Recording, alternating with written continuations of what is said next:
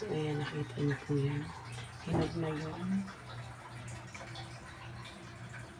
Isang buwig na saging.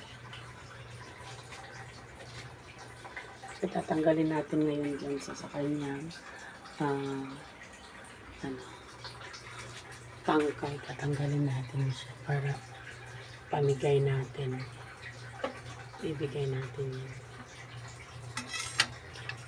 Tingnan natin kung alam natin. Alam ko tanggalin yan, pero ingatan natin na hindi siya masugatan.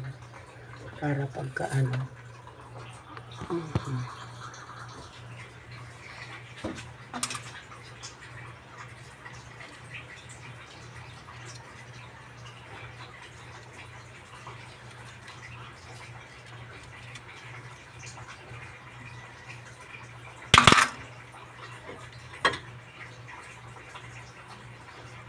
So, ayan, kita niyo siya.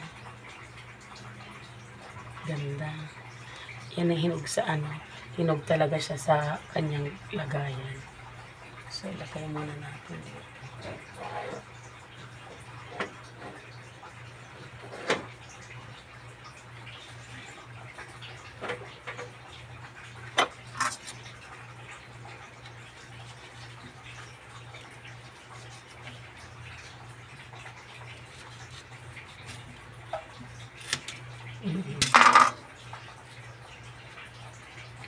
Ayan, pangalawa.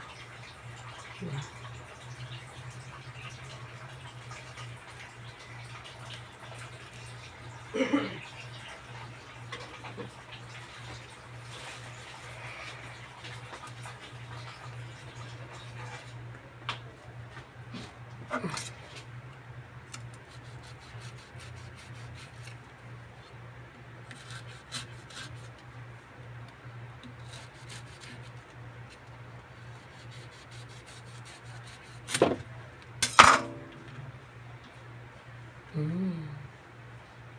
Kita niyo.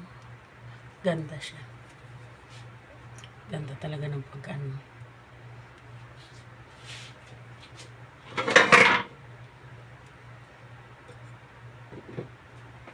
So, tatanggalin ko na lahat ito para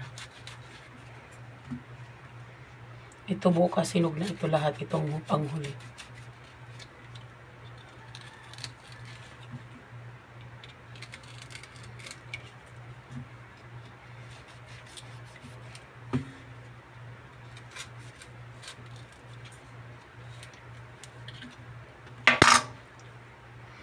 Takot kasi baka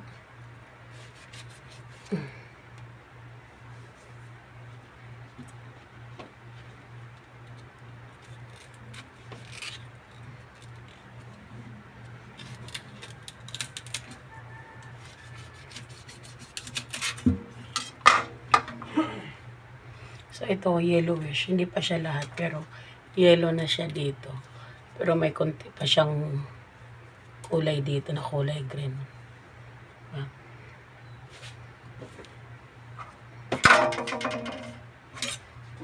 So, may isa pa dito.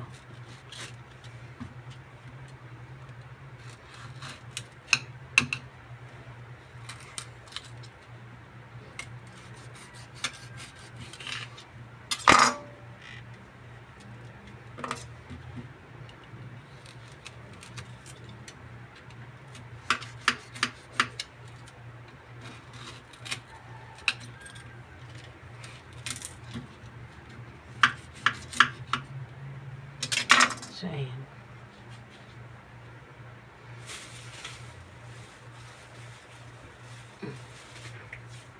So, ayan. Ito green pa to, mga bukas pa to.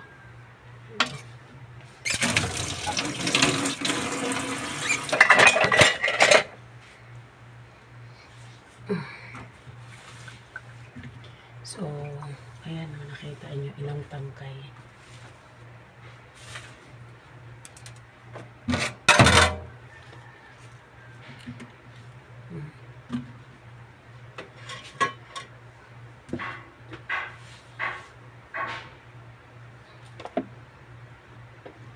Lima.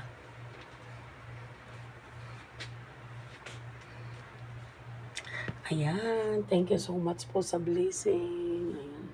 Ayan. Oh, di ba? Kaganda ng banana. Yan ang sariwa. So, may isa dito na, may isang natanggal. Hindi ko alam kung saan galing to. Kakainin ko. Diba?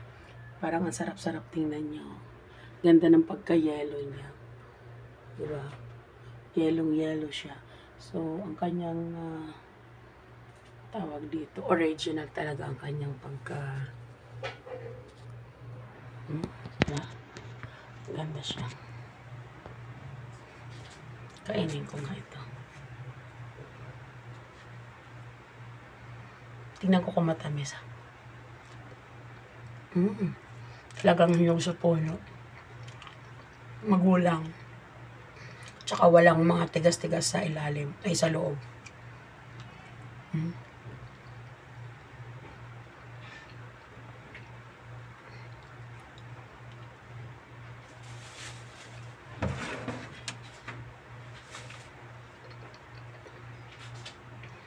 Almusal.